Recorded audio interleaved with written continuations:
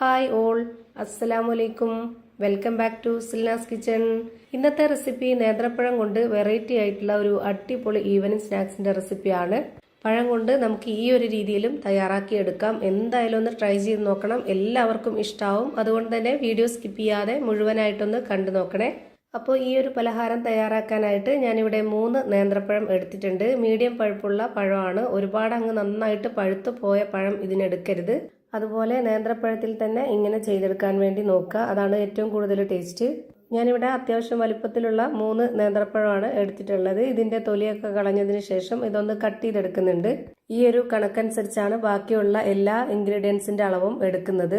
നിങ്ങൾക്ക് എത്രയാണോ പലഹാരം വേണ്ടത്, എത്രയാണോ പഴം എടുക്കുന്നത്, അതിനനുസരിച്ച് ബാക്കിയുള്ള ഇൻഗ്രീഡിയൻസിന്റെ അളവും കറക്റ്റ് ആക്കി എടുക്കുക. എന്നാലാണ് ഇതിന്റെ പരുവം കറക്റ്റായിട്ട് കിട്ടുള്ളൂ. അതുപോലെ തന്നെ ഇതിന്റെ ടേസ്റ്റും ഒരു കറക്റ്റ് ടേസ്റ്റിൽ കിട്ടുള്ളൂ. ഇതുപോലെ കട്ട് ചെയ്ത് മാറ്റിയതിന് ശേഷം ഞാനൊരു ബൗളിലേക്ക് ഇട്ട് കൊടുത്തിട്ട് ഇത് കൈ വെച്ചിട്ട് ഇതുപോലെ നന്നായിട്ട് ഇതുപോലെ ഉടച്ചെടുക്കുന്നുണ്ട്. കൈകൊണ്ട് ഇതുപോലെ ഉടച്ചെടുക്കുമ്പോഴത്തേക്ക് നമുക്ക് കട്ട കട്ടയായിട്ട് കിട്ടും. അതാണ് വേണ്ടത്. ഈ വീഡിയോസ് കണ്ടുകൊണ്ടിരിക്കുമ്പോൾ തന്നെ സിൽനാസ് കിച്ചൺ ചാനൽ ആദ്യമായിട്ട് കാണുന്നവരാണെങ്കിൽ പ്ലീസ് ഒന്ന് സബ്സ്ക്രൈബ് ചെയ്തേക്കണേ. ഒപ്പം തന്നെ ഈ വീഡിയോസ് നിങ്ങൾക്ക് ഇഷ്ടപ്പെടുകയാണെങ്കിൽ ഒരു ലൈക്ക് ചെയ്ത് ഷെയർ ചെയ്ത് സപ്പോർട്ട് ചെയ്യാനും മറക്കരുതേ. ഇപ്പോൾ ഞാനിവിടെ ഈ പഴം നന്നായിട്ട് ഉടച്ചെടുത്തിട്ടുണ്ട്. ഇനി അതിലേക്ക് ഇട്ട് കൊടുക്കുന്നത് സബോള കട്ട് ചെയ്തെടുത്തിട്ടുള്ളതാണ്. ചെറുതായിട്ട് കട്ട് ചെയ്തെടുത്തിട്ടുള്ള ഒരു മീഡിയം സൈസിലുള്ള സബോളയും ഒരു 3 പച്ചമുളകുമാണ് ഇതിലേക്ക് ഇട്ട് കൊടുക്കുന്നത്. പിന്നെ ഇതുപോലെ ഒരു സ്പൂൺ അളവിൽ 1 സ്പൂൺ മുളക് പൊടി ഇട്ട് കൊടുക്കുന്നുണ്ട്. അതിന്റെ കൂടെ തന്നെ ഒരു 1/4 സ്പൂൺ അളവിൽ മഞ്ഞൾപ്പൊടിയും ഇട്ട് കൊടുത്തു. ഇനി ഇതിലേക്ക് ആവശ്യത്തിനുള്ള ഉപ്പിട്ട് കൊടുക്കാം. ഈ ഒരു പലഹാരം ഉപ്പും മധുരവും എരിവൊക്കെ ആയിട്ട് നല്ല പ്രത്യേക ഒരു ടേസ്റ്റാണ്. എന്തായാലും ഒന്ന് ട്രൈ ചെയ്ത് നോക്കണം, എല്ലാവർക്കും ഇഷ്ടാവും.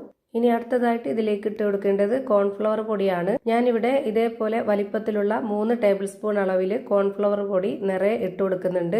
ഇതുപോലെ ഓരോ സ്പൂണും നിറയെ എടുത്തിട്ടില്ല എന്നുണ്ടെങ്കിൽ ഒരു 4 ടേബിൾ സ്പൂണോളം ഇട്ട് കൊടുക്കാം. ഇതിന് പകരം വേണമെന്നുണ്ടെങ്കിൽ വറുത്ത അരിപ്പൊടി ഇട്ട് കൊടുക്കാവുന്നതാണ്. പക്ഷെ അതിനേക്കാൾ കൂടുതൽ പെർഫെക്റ്റ് ആയിട്ടും ടേസ്റ്റ് ആയിട്ടും കിട്ടുന്നത് ഈ ഒരു കോൺഫ്ലവർ പൊടി ഇട്ട് കൊടുക്കുമ്പോഴാണ്. അതുകൊണ്ട് അത് സ്കിപ്പ് ചെയ്യാതിരിക്കാൻ കഴിവെന്നും നോക്കുക. ഇപ്പൊ ഞാനിവിടെ ഇതെല്ലാം കൂടെ നന്നായിട്ട് ഇതുപോലെ മിക്സ് ചെയ്തെടുത്തിട്ടുണ്ട്.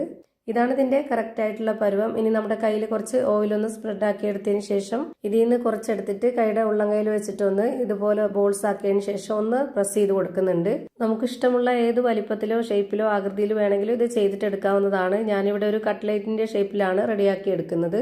അതുപോലെ ഈ ഒരു വലിപ്പത്തിൽ ഷേപ്പിലാണ് റെഡിയാക്കി എടുക്കുന്നത്. ഇതേപോലെ എല്ലാം ചെയ്ത് ഒരു പാത്രത്തിലേക്ക് മാറ്റിയിട്ടുണ്ട്. എന്നിട്ട് ഇതുപോലെ ബ്രെഡ് പൊടിച്ചതിലേക്ക് ഇട്ട് കൊടുത്തിട്ട് അതൊന്ന് കോട്ട് ചെയ്തിട്ട് എടുക്കുന്നുണ്ട്. അപ്പോൾ നമുക്ക് നല്ല കറക്റ്റ് ഒരു ഷേപ്പിൽ കിട്ടുകയും ചെയ്യും. അതുപോലെ കാണാനും കഴിക്കാനും നല്ലൊരു ഭംഗിയും പ്രത്യേക ഒരു ടേസ്റ്റും ഒക്കെ ആയിരിക്കും. ഞാനിതിലിപ്പോൾ തിരിച്ചു മറിച്ചൊക്കെ ഇട്ട് കൊടുത്തിട്ട് നന്നായിട്ടൊന്ന് കോട്ട് ചെയ്തിട്ട് എടുക്കുന്നുണ്ട്.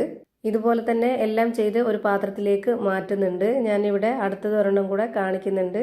ഇത് നമ്മൾ കയ്യിലെടുക്കുമ്പോൾ നന്നായിട്ട് കുഴഞ്ഞിട്ടാണ് ഇരിക്കുക, അതൊന്നും പ്രശ്നമില്ല. നമ്മൾ ഇതുപോലെ കോട്ട് ചെയ്തെടുത്തതിന് ശേഷം ഒരു പ്ലേറ്റിലേക്ക് മുഴുവനും മാറ്റി വെച്ചിട്ടുണ്ട്. ഇനി ഇതെല്ലാം ഒന്ന് ഫ്രൈ ചെയ്ത് മാറ്റണം. അതിനായിട്ട് സ്റ്റവിലേക്ക് ഒരു പാൻ വെച്ച് ഫ്ലെയിം ഓൺ ആക്കി കൊടുത്തിട്ടുണ്ട്. അതിലേക്ക് കുറച്ച് ഓയിൽ ഒഴിച്ചു കൊടുക്കുന്നുണ്ട്. ഒരുപാട് ഓയിൽ ഒഴിച്ചു കൊടുക്കരുത്, അതായത് ഇത് മുങ്ങിക്കിടക്കുന്ന രീതിയിൽ ഫ്രൈ ചെയ്തെടുക്കരുത്. ഇതുപോലെ വളരെ കുറച്ച് മാത്രം ഓയിൽ ഒഴിച്ചു കൊടുത്തിട്ട് നമുക്കിത് ഫ്രൈ ചെയ്തിട്ടെടുക്കാം.